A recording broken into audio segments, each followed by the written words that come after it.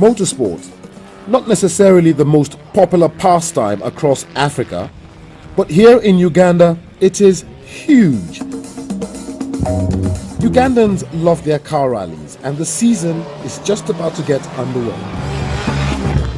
Since I've been in Kampala, all I've heard about, apart from the football, is the Motor Rally Championship, which starts this weekend.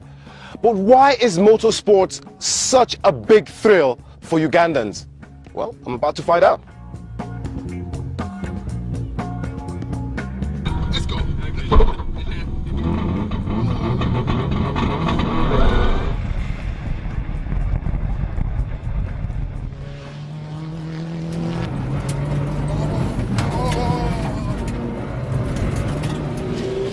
This is the kind of stuff I only see on my son's computer games.